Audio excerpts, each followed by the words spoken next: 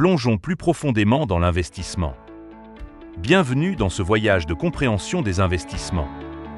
Nous commençons ce chapitre en explorant des concepts cruciaux en commençant par les actifs et les passifs. Cette connaissance constitue la base de décisions d'investissement intelligentes. Prêt à commencer?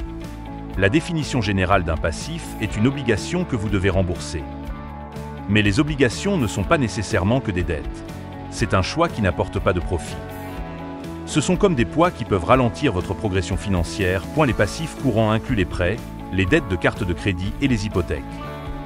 Ce sont des engagements qui nécessitent des paiements réguliers. Les dettes à taux d'intérêt élevés, comme les dettes de carte de crédit, sont des passifs dangereux. Elles peuvent croître rapidement et épuiser vos ressources financières. Considérons Mark, un entrepreneur technologique. Il a accumulé 50 000 $ de dettes de carte de crédit à un taux d'intérêt de 20% en démarrant son entreprise. Cette dette a rapidement augmenté, consommant une part importante de ses profits. Une hypothèque, un type de prêt utilisé pour acheter ou entretenir une maison, peut également être considéré comme un passif. Elles immobilisent une grande partie de vos revenus dans des paiements réguliers, affectant votre flexibilité financière. Les hypothèques peuvent être considérées comme des passifs, immobilisant les revenus dans des paiements réguliers et affectant la liberté financière. Imaginez que vous avez acheté une maison avec une grosse hypothèque. Bien que ce soit peut-être la maison de vos rêves, les paiements mensuels élevés limitent votre capacité à investir dans d'autres actifs. Elon Musk, avant de fonder SpaceX, achetait une McLaren F1 à crédit. Malgré son statut de luxe, la voiture s'est considérablement dépréciée.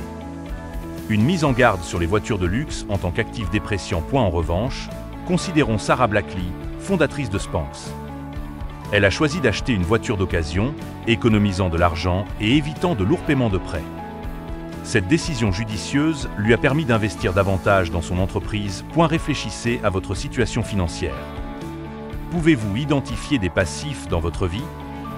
Pensez à la manière dont ils impactent vos objectifs financiers. Maintenant que nous comprenons les passifs, concentrons-nous sur les actifs. Les actifs sont votre carburant financier, vous propulsant vers la richesse. Investir dans des actifs, comme des actions ou des biens immobiliers, peut faire croître votre richesse. Ils travaillent pour vous, générant des revenus même pendant votre sommeil. Explorer des actifs courants comme les maisons, les actions, les économies et même des objets personnels de valeur comme une voiture. Chacun de ces actifs joue un rôle crucial dans la construction et le maintien de votre santé financière. Les objets comme les voitures ou les maisons peuvent être soit des passifs, soit des actifs. Une voiture, généralement un passif en raison des coûts de carburant et d'entretien, peut devenir un actif si elle est louée.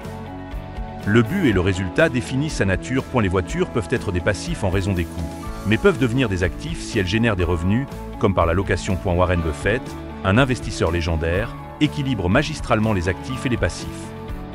Il insiste sur l'achat d'actifs à bon marché et l'évitement des dettes inutiles, une stratégie qui lui a rapporté des milliards. Le voyage d'aujourd'hui, à travers les passifs et les actifs, pose les bases d'un investissement intelligent. Rappelez-vous, minimiser les passifs et maximiser les actifs est votre chemin vers la liberté financière. Restez à l'écoute pour des idées plus approfondies dans nos prochaines leçons.